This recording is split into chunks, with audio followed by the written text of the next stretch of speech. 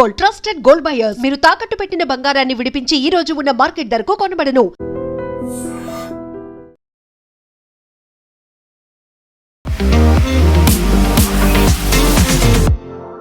నమస్తే, నేను Kavitha. Welcome to I dream news and నిజాలు.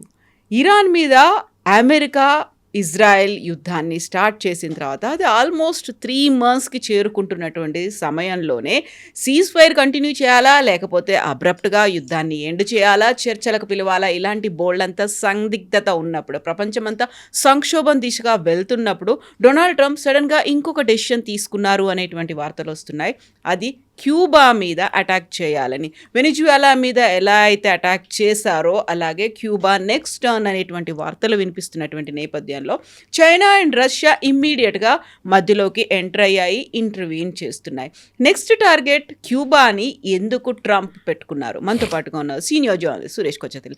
సార్ నమస్తే. మనం గతంలోనే అనుకున్నాము వెనిజువేలా తర్వాత ఇంకేమున్నాయి అనుకుంటే క్యూబా ఉంటుంది, ఆ లైన్లో ఆ క్యూబా కూడా ఉందని. బట్ అనుకోకుండా ఇరాన్ వచ్చింది. ఇరాన్ని ఏం చేయాలో తెలియకుండా ఇప్పుడు మళ్ళీ క్యూబా వైపు వెళ్తున్నారని. సో ఇరాన్ని అక్కడే స్టాండ్ స్టిల్ అలాగే ఉంటుందా? ఏం చేయాలో అర్థం కావట్లేదు అసలు. అది అంతే. బికాస్ ఇప్పుడు అందరు అంటున్నారు చర్చలు నడుస్తున్నాయి, వీఆర్ డూయింగ్ టాక్స్ అంటారు. యాక్చువల్లీ టాక్స్ ఏం జరగట్లేదు. అసీం మునీర్ వెళ్తున్నారని చెప్పారు, అసీం మునీర్ కూడా వెళ్ళట్లేదు ఇరాన్కి.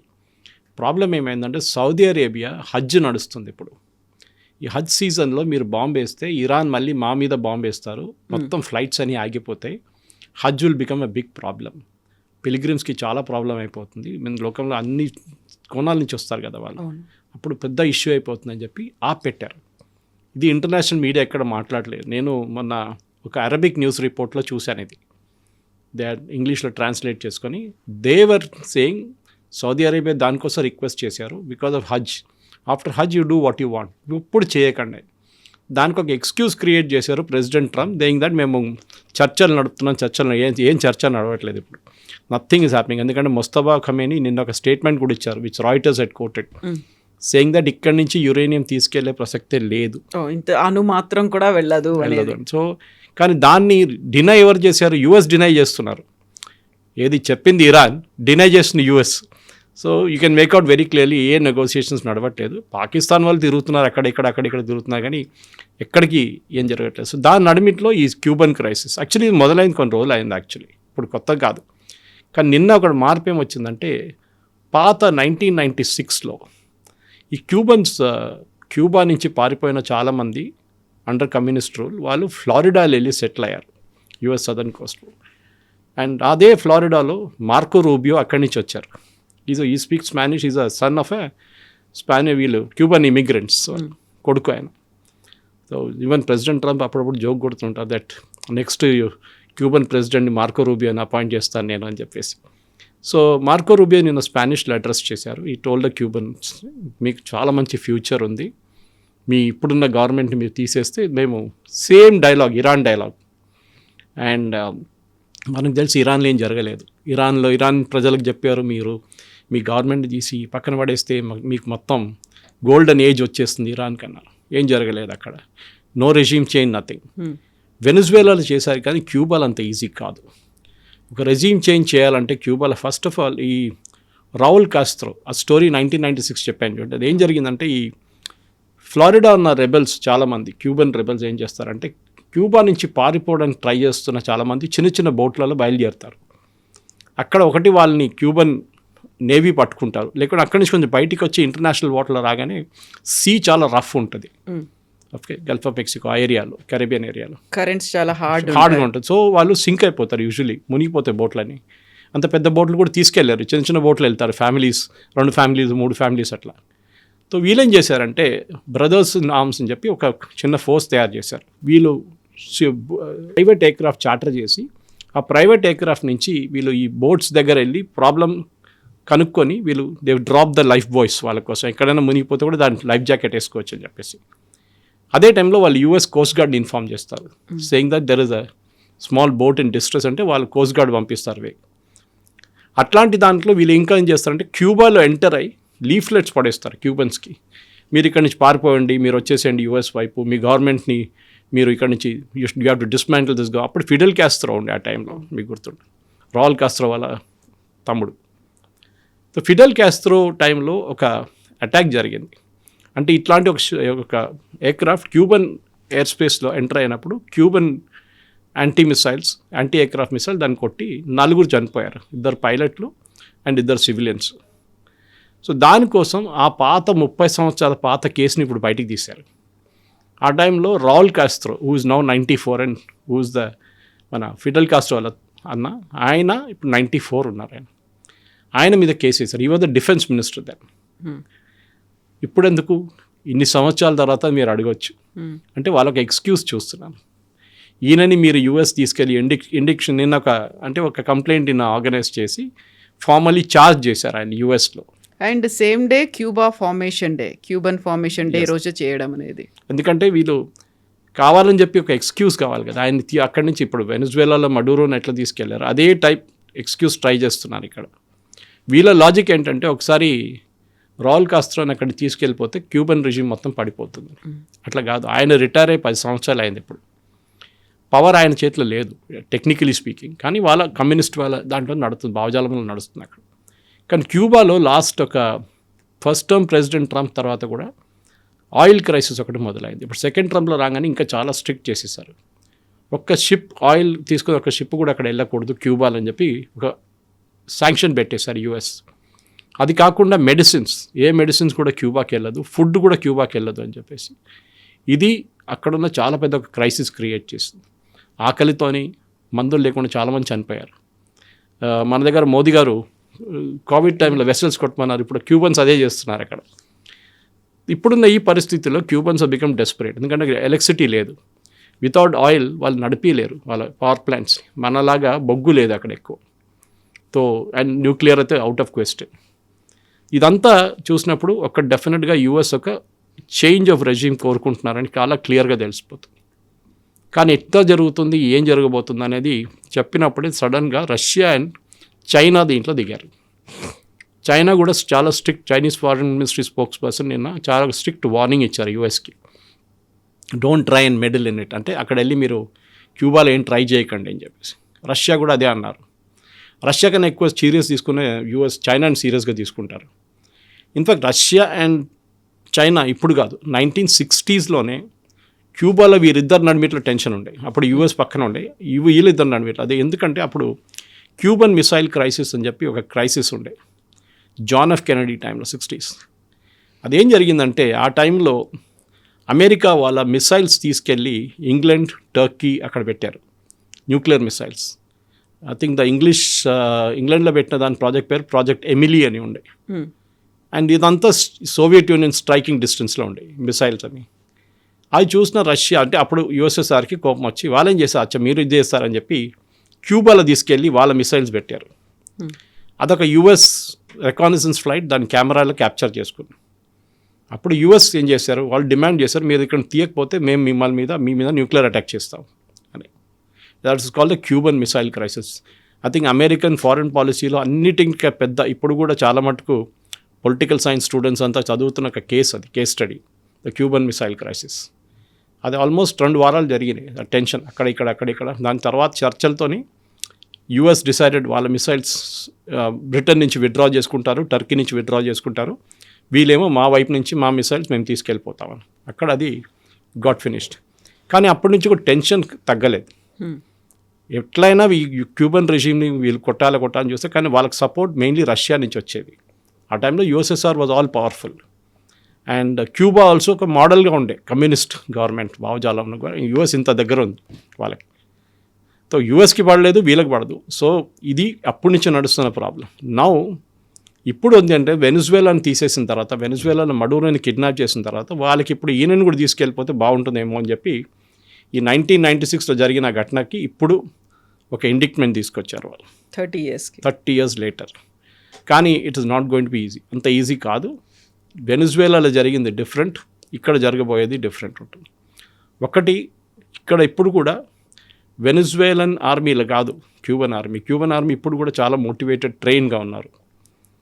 బహుశా ప్రెసిడెంట్ ట్రంప్ ఇరాన్లో చూసిన అదే ఫ్లాప్ షో ఇక్కడ కూడా జరగవచ్చు మోస్ట్లీ. ఆయన ఒక డైవర్షన్ టాక్టిక్ అని అమెరికాలో ఉన్న క్యాపిటల్లో ఉన్న చాలామంది పార్లమెంటేరియన్స్ అంటున్నారు, వాళ్ళ కాంగ్రెస్ మెన్ అంటున్నారు.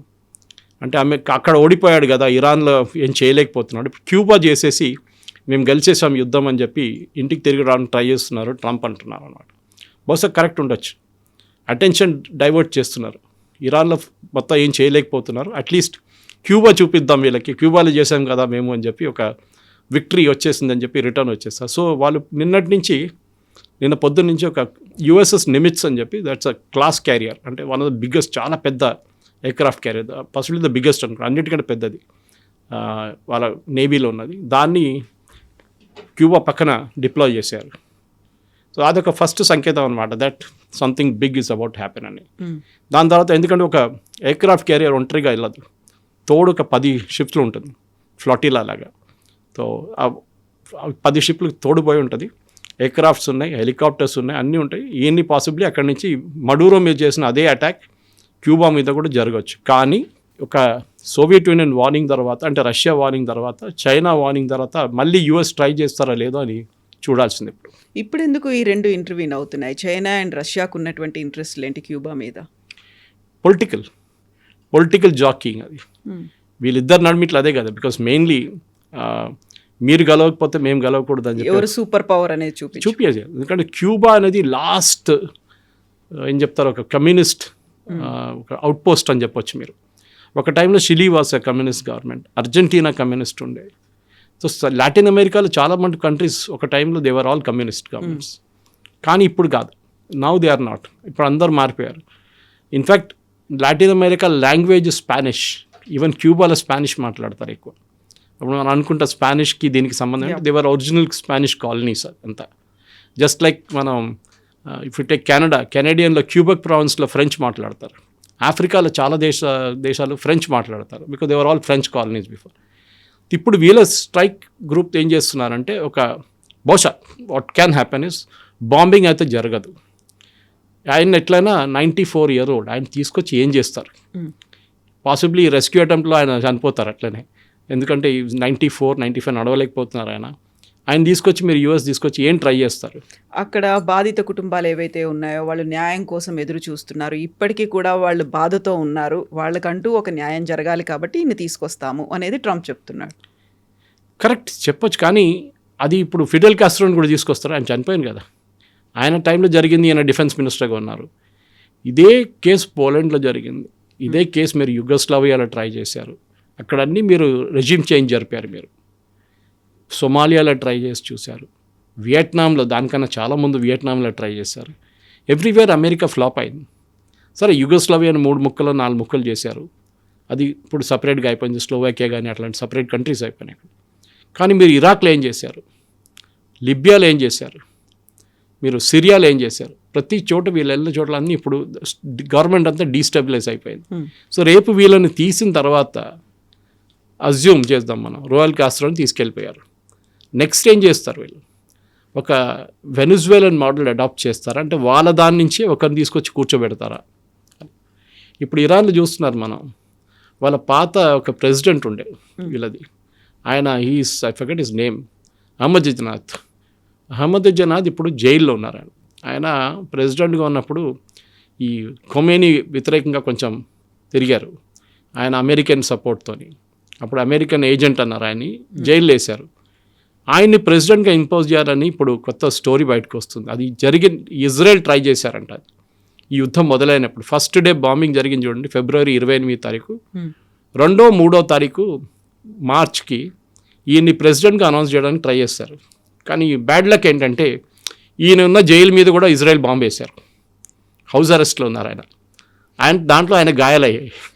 So they could not bring him out అన్నమాట దానికోసం. సో ఎనీవే ఇప్పుడు ఇక్కడ తీస్తే ఎవరిని తీసుకొస్తారు? అదే కమ్యూనిస్ట్ భావజాలు, అదే కమ్యూనిస్ట్ రెజ్యూమ్ నుంచి ఎవరైనా కూర్చోబెట్టాల్సి వస్తుంది. మార్కో రూబియోని మీరు పంపేయలేరు, ఇట్స్ నాట్ పాసిబుల్. కానీ క్యూబాలో జరగబోయేది ప్రెసిడెంట్ ట్రంప్కి ఇంకో ఫ్లాప్ షాగా మారిపోతుందని చాలామంది అమెరికన్ కామెంటేటర్స్ అంటున్నారు, అమెరికన్ పొలిటీషియన్స్ అంటున్నారు. వాళ్ళ పొద్దున కూడా నేను 2-3 ఛానల్స్లో చూశాను, అక్కడ సిఎన్ఎన్లో చూశాను, వాళ్ళందరూ ఇదే అంటున్నారు.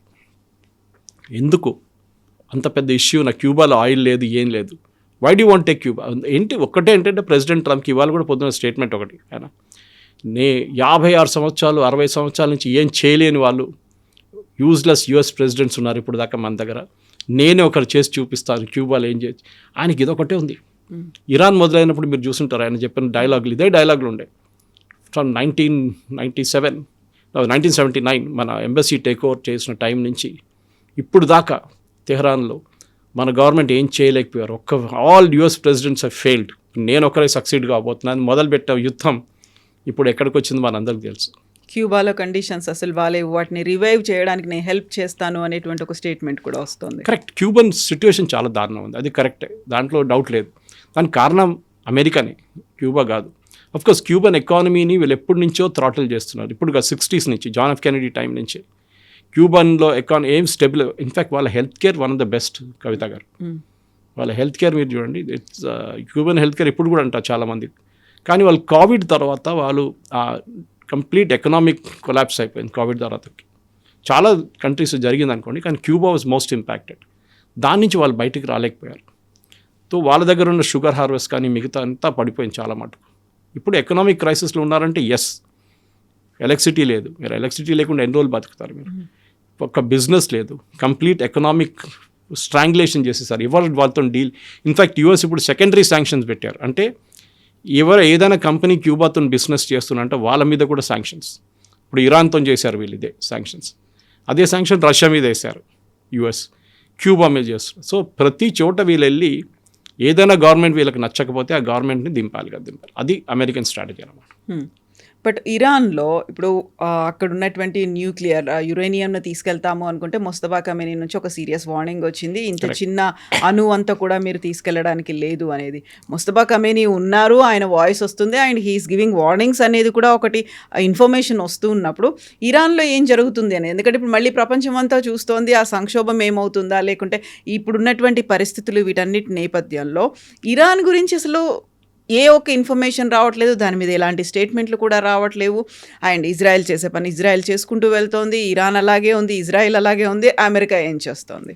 ఏం చేయలేరు. ఇప్పుడు చాలా ఏం చెప్తారు, అంతా ఒక పెద్ద ఫ్లాప్ షో అయిపోయింది ఇరాన్ ప్రెసిడెంట్ ట్రంప్ కేసులో. నేను చెప్పాను చూడండి స్టార్టింగ్ ఆఫ్ దిస్ కాన్వర్జేషన్లో, ఏదో అక్కడ పీస్ డీల్ నడుస్తుంది, పీస్ టాక్స్ నడుస్తుంది, సౌదీ అరేబియా చెప్పారు, ఖతార్ చెప్పారు, దానికోసం నేను నాప్ పెట్టారండి. వాళ్ళు ఎవ్వరు అడగలేదు. వాళ్ళు అడిగింది ఇంతే, ఈ హజ్ సీజన్లో చేయకండి, దీని తర్వాత మీరు ఏం కావాలో చేసుకోండి. ప్రెసిడెంట్ ట్రంప్కి ఇప్పుడు యుద్ధం చేయలేరు, ఎందుకంటే ఆయనకు ఆథరైజేషన్ లేదు. ఇజ్రాయెల్ చేయవచ్చు, కానీ కొన్ని కండిషన్స్ ఉన్నాయి వేర్ ప్రెసిడెంట్ ట్రంప్ యాక్షన్ తీసుకోవచ్చు. ఏంటంటే ఒకటి, అమెరికన్ ఫోర్సెస్ మీద ఇరాన్ దాడి చేస్తే then America can hit back, అదొకటి ఉంది. సో బహుశా ఇరాన్ మీద ఇజ్రాయెల్ దాడి చేస్తే వాళ్ళు అమెరికన్ షిప్స్ మీద కానీ అమెరికన్ అసెట్స్ మీద దాడి చేస్తే, అటు ఒమాన్లో కానీ ఖతార్లో కానీ Bahrain, Kuwait, UAE, Saudi Arabia ఎక్కడున్న అసెట్స్ మీద అమెరికన్ బేసెస్ మీద కొడితే ఇమ్మీడియట్గా అమెరికా దాని యాక్షన్ తీసుకోవచ్చు. బహుశా అదే జరగవచ్చు ఇప్పుడు. కానీ అది ఇప్పుడు ఈ హజ్ సీజన్లో చేయకూడదని సౌదీ అరేబియా పెట్టిన తర్వాత ట్రంప్ చూడండి ఇప్పుడు ఎన్ని వారాలే, ఇప్పుడు వీఆర్ అట్ ద ఆల్మోస్ట్ 3వ నెలకు వస్తున్నాం మనం. ఇప్పుడు దాకా ఏం జరగలేదు, నో టాక్స్, నథింగ్, ఒట్టే కథలు, ఈ టాక్స్ అని. ఎందుకంటే the basic fact is uranium, number 1 is uranium. అది వాళ్ళకి తెలుసు కూడా ఇరాన్కి. మా ట్రంప్ కార్డు ఒకటి స్ట్రేట్ ఆఫ్ హార్మోస్, నెక్స్ట్ ఈ 2 ట్రంప్ కార్డు మీద ఆడుతున్నారు వాళ్ళు. ఈ 2 వాళ్ళు ఇచ్చేస్తే వాళ్ళ దగ్గర ఏమి ఉండదు మళ్ళీ. బహుశా మీకు దీనికన్నా ముందు కూడా మన ప్రేక్షకులు చెప్పాను నేను, యుక్రెయిన్ స్టోరీ ఒకటి చెప్పాను. యుక్రెయిన్ దగ్గర ఒక టైంలో న్యూక్లియర్ ఆయుధాలు ఉండేవి, అది సోవియట్ యూనియన్ ఉన్న టైంలో. కానీ సోవియట్ యూనియన్ బ్రేకప్ చేసినప్పుడు రష్యా వచ్చి వీళ్ళ న్యూక్లియర్ వెపన్స్ అని తీసుకెళ్ళిపోయారు. మీకెందుకు, మిమ్మల్ని మేము కాపాడుతాం కదని. తర్వాత రష్యా దాడి చేశారు యుక్రెయిన్ మీద. వాళ్ళు ఏం చేయలేకపోయారు, ఎందుకంటే వాళ్ళ nothing, they have no weapons, అన్నీ రష్యా తీసుకెళ్ళిపోయారు. తర్వాత కదా మన యూరోపియన్ యూనియన్ వాళ్ళు అమెరికా కొంచెం వెపన్స్ ఇచ్చారు, కానీ న్యూక్లియర్ వెపన్స్ లేదు. న్యూక్లియర్ వెపన్స్ ఉంటే ఒక్కరు కూడా మిమ్మల్ని ముట్టరు. మీరు నార్త్ కొరియా తీసుకోండి ఎగ్జాంపుల్. నార్త్ కొరియాలో కిమ్ జంగ్ ఉన్ని ఇవ్వాల దాకా అమెరికా ఏం చెప్పలేకపోతున్నారు. ఇన్ఫాక్ట్ కలిశారు ప్రెసిడెంట్ ట్రంప్ వెళ్ళి, బికాస్ ఆయన దగ్గర న్యూక్లియర్ వెపన్స్ ఉంది. పిచ్చోన్ చేతిలో రాయిలాగా ఉంటుంది, అది ఎక్కడ పడేస్తాడో తెలియదు ఆయన. అప్పుడప్పుడు 2 మిసైల్ కొడతారు జపాన్ వైపు, అది సీల్ వెళ్ళి పడిపోతుంది. సో ఆ న్యూక్లియర్ వెపన్సే మేజర్ అడ్వాంటేజ్. సో ఇరాన్కి తెలుసు దట్ మేము ఒకసారి న్యూక్లియర్ వెపన్స్ గివప్ చేస్తే దాని తర్వాత మమ్మల్ని వీళ్ళు ఎట్లా కొడతారంటే మళ్ళీ వీళ్ళు, ఇది మన క్యూబా కూడా కాదు, చాలా దారుణ పరిస్థితి అయిపోతుంది. ఒక ఇరాక్ కానీ ఒక లిబియా లాగా అయిపోతాం మేము కూడా అని చెప్పి తెలుసు ఇరాన్కి. So that is why Mustafa Khamenei ఇదే చెప్తున్నాను, we will not give up, మేము మా దగ్గరని తీసుకెళ్ళనియము. ఇప్పుడు 90% ప్యూరిఫికేషన్ చేస్తారా, 60% ఉన్నది 90% చేస్తారా అంటే ఎస్ చేయొచ్చు, కానీ దానికి ఒక 7 నుంచి 9 నెలలు పడుతుంది ఆ ప్యూరిఫికేషన్ లెవెల్ రావాలంటే. దాన్ని అమెరికా చేయనియరు. ఇప్పుడు చేస్తున్నారా అంటే అది కూడా మనకు తెలియదు, ఎందుకంటే అంతా under ground, completely under ground ఉంది. వాళ్ళు ప్యూరిఫికేషన్ దాని తర్వాత ఒక న్యూక్లియర్ మెటీరియల్ మీరు యురేనియం 90% చేస్తే అది బాంబ్ అయిన తయారు కాదు.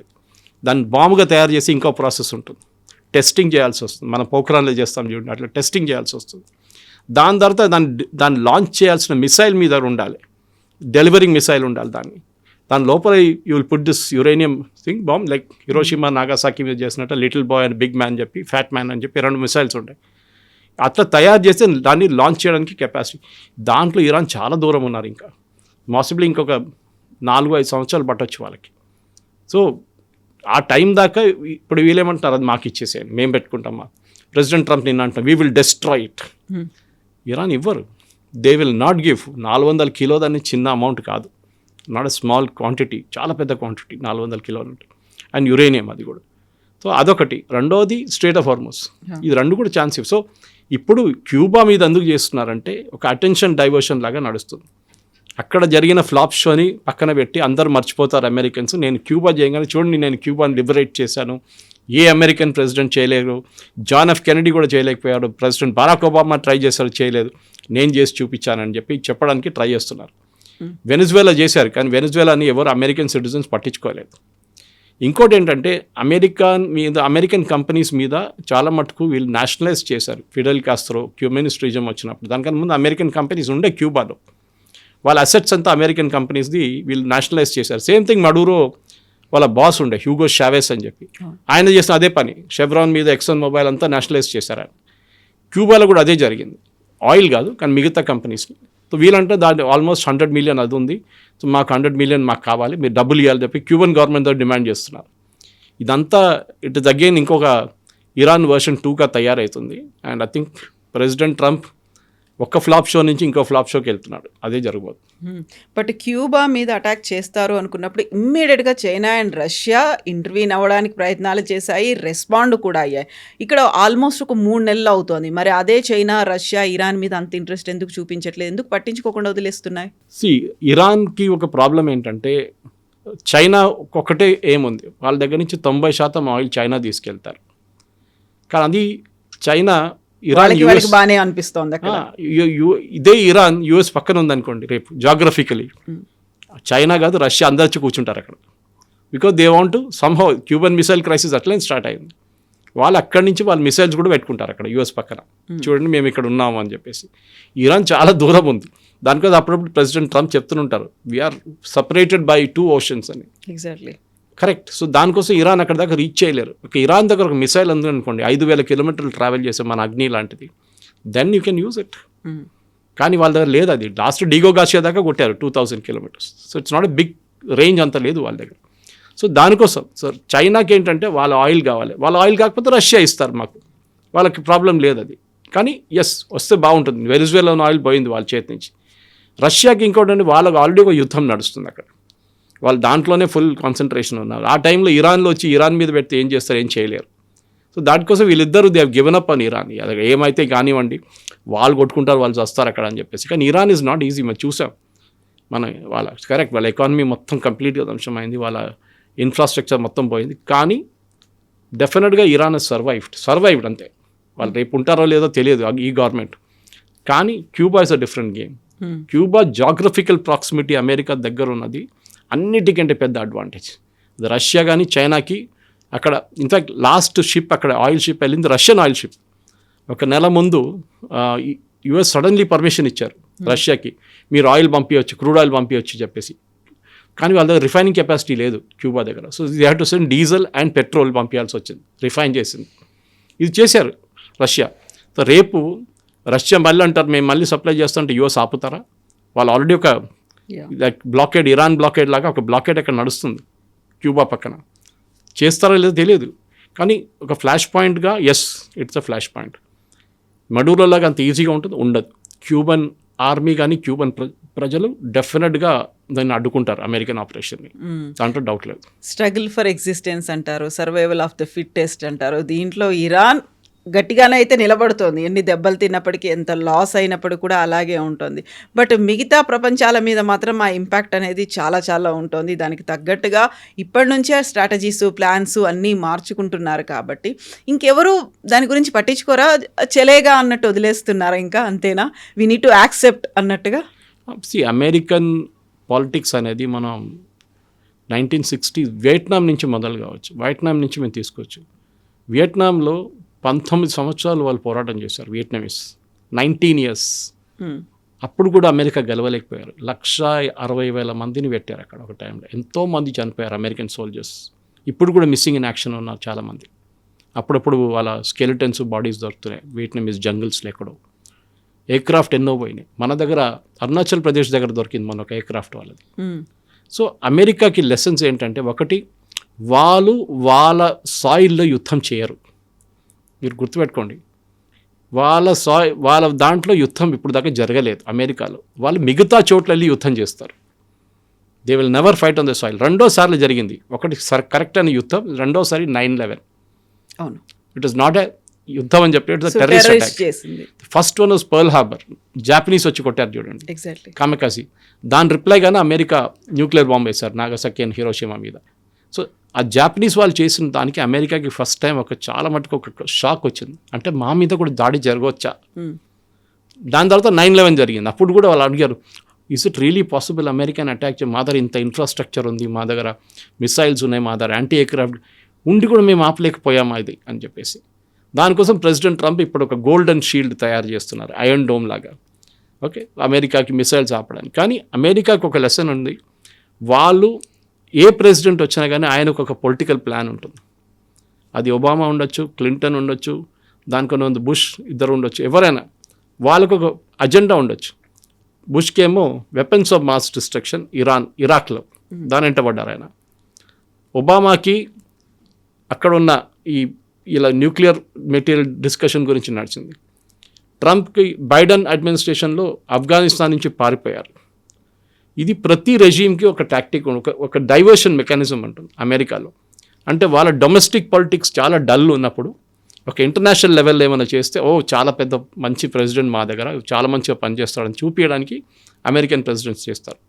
ఎందుకు వాళ్ళకి మ్యాక్సిమం 2 terms ఉంది, 2 terms ఎక్కువ కాంటెస్ట్ చేయలేరు. 8 సంవత్సరాలే అమెరికన్ ప్రెసిడెంట్గా కాంటెస్ట్ చేయొచ్చు మీరు. ఆయన కలిసి పరిపాలించారు. So after 8 years you're out. President term ఇంకా అయిపోతుంది, ఇంకా 2 సంవత్సరాల తర్వాత even Trump will be history. కానీ వెళ్తూ నేను చూడండి ఏ ప్రెసిడెంట్ సాల్వ్ చేయని అనే ప్రాబ్లం నేను సార్ట్అవుట్ చేశాను. ఇరాన్ చూడండి, క్యూబా చూడండి, అన్నీ నేనే చేస్తాను అని చూపిస్తున్నారు. అదే చేశారు.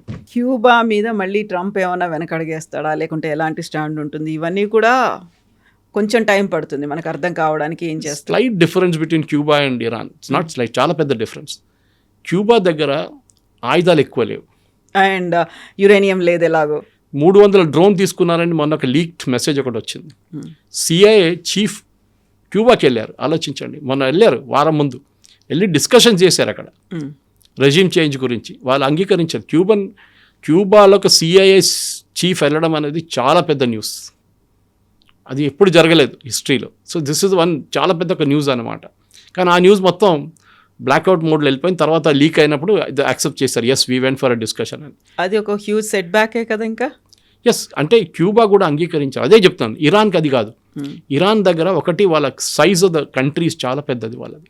రెండోది వాళ్ళ దగ్గర ఆయిల్ ఇప్పుడు కూడా ఉంది, వాళ్ళు వాడుకోవచ్చు డొమెస్టికలీ, బయటకు పంపించలేకపోతారు అంతే.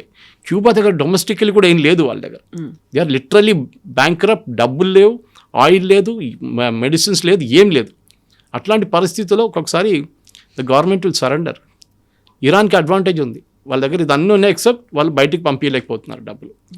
అది పెద్ద problem. Thank you so much. Thank you very much. Thank you.